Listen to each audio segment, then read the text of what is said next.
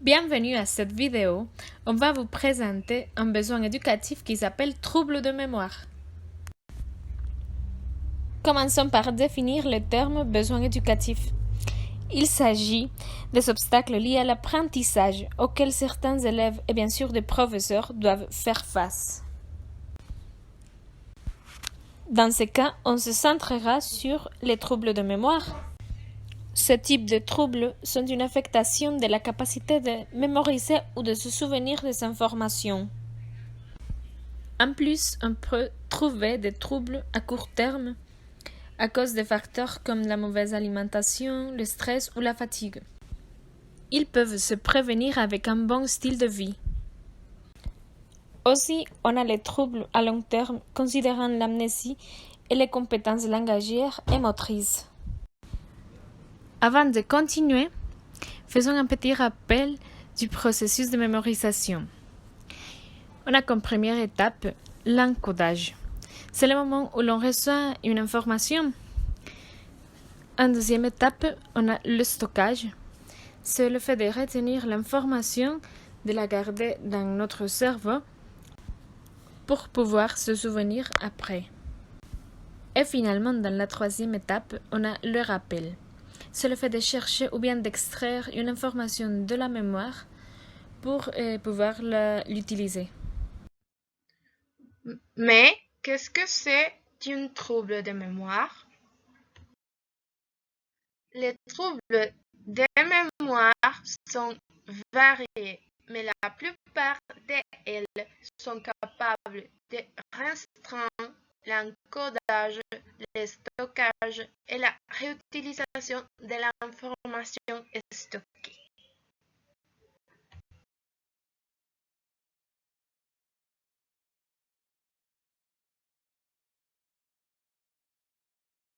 Un trouble de mémoire, c'est très simple. Soit on a du mal à mémoriser quelque chose qu'on vient de vivre, un fait qu'on vient de vivre, soit de retrouver un souvenir, soit les deux en même temps.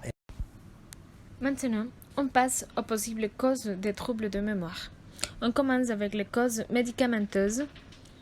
Ce sont provoquées par des médicaments comme les anxiolytiques et les somnifères. Ensuite, les causes cérébrales. Ici, on parle de maladies comme l'Alzheimer et les tumeurs. On continue avec les causes psychologiques comme le stress, le choc émotionnel, la dépression et la fatigue.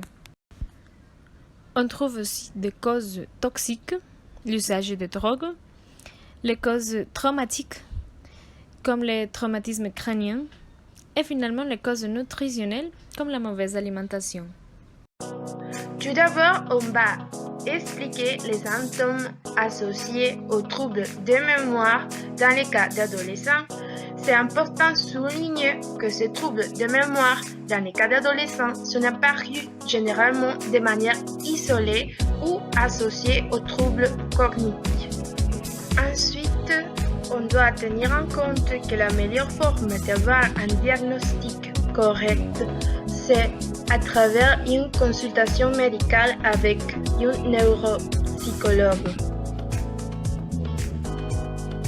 Certains élèves expérimentent des oublis aléatoires des souvenirs, c'est-à-dire ces enfants se rappellent d'une conversation qu'ils ont eue avant, mais ils ne se rappellent pas des mots échangés avec les professeurs. Il y a des élèves qui expérimentent des problèmes de mémorisation visuelle et auditive. C'est important de souligner qu'il y a des élèves qui présentent un mais pas l'autre. Les élèves ont aussi de la dysorthographie ou des problèmes pour comprendre les ordres de hiérarchisation des concepts, c'est-à-dire les règles d'un jeu ou l'ensemble du sens d'un texte.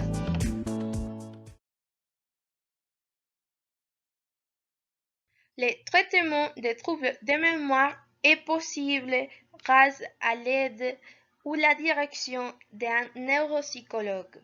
C'est important de souligner que ces troubles de mémoire ne peuvent pas être soignés avec l'aide de médicaments. Plutôt, le neuropsychologue va trouver un traitement précis selon les besoins de l'élève. 4 étapes à suivre pour agir lors de l'intégration de l'élève en classe par Gathercall et Alloway. Tout d'abord, on identifie les problèmes. Puis, on révise les instructions et les indications données pour réduire ce qui n'est pas relevant. Après, on va renforcer les faiblesses à l'aide des répétitions ou des soulignements. Et finalement, on va encourager l'élève à renverser ses difficultés. Il s'agit d'un processus qui n'y finit jamais. Pour ceux qui ont du mal à penser au verbe lors d'une production, le professeur peut décorer la classe avec des affiches comportant des dessins et des mots-clés, comme le verbe à employer lors de l'année scolaire. Ça aidera les élèves avec des troubles de mémoire à ne pas se stresser lors de la production orale évaluée et à incorporer petit à petit ces mots qui sont toujours présents dans la classe. Les élèves qui ont du mal à se rappeler la façon correcte de prononcer un mot pourraient se servir de la phonétique, laquelle pourrait devenir l'outil le plus apprécié pour aider l'association entre les mots et les sons.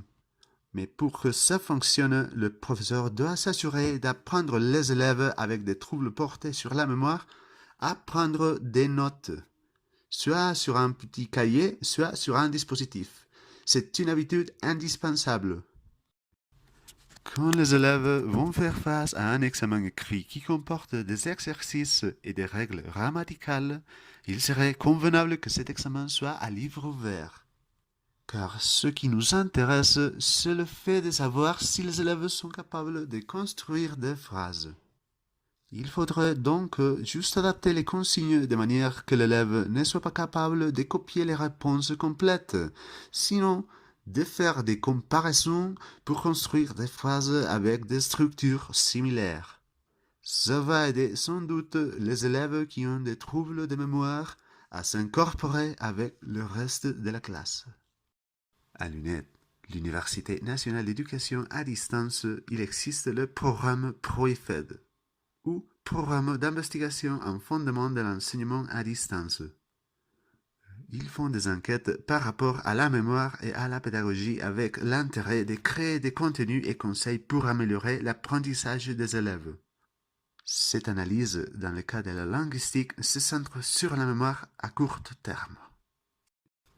Coridis ou coordination des intervenants auprès des personnes souffrant de dysfonctionnements neuropsychologiques, dont le but sont ceux d'informer les familles et les professionnels sur les différents types de conditions neuropsychologiques et troubles cognitifs, et bien sûr à les compenser à l'aide de différents moyens et conseils.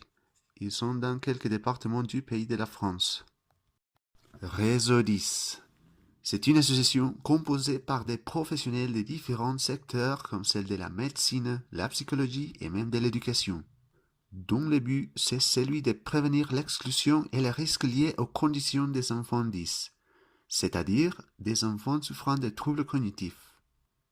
Dans le site web, vous pourrez rencontrer même des cours de formation présentiels pour se renseigner par rapport aux conditions des enfants souffrant des troubles de mémoire et comment répondre à leurs besoins. Fédération française de 10 ou Fédération française pour les personnes 10. Ici, on pourrait se renseigner par rapport à la nature de beaucoup des conditions 10, comme c'est le cas des troubles portés sur la mémoire, et les possibles manifestations et répercussions. Ils sont intéressés à aider ceux qui apprennent autrement. France Traumatisme Crânien. Il s'agit d'une association qui se préoccupe pour aider ceux qui ont souffert ce type de traumatisme et à reprendre leur vie sociale et éducative, et bien sûr à informer leurs familles et les professionnels impliqués. Et si bien les cas d'enfants qui ont des troubles de mémoire par rapport à cette cause sont moins nombreux, c'est une possibilité qui pourrait se présenter. En guise de conclusion, les troubles de mémoire sont une problématique qui dérange trop de gens. En plus, est un problème qui n'est pas reconnu généralement par les parents. Donc, au lycée, les professeurs doivent être attentifs aux symptômes des élèves avec l'objectif de pouvoir leur aider dans les processus d'enseignement et apprentissage.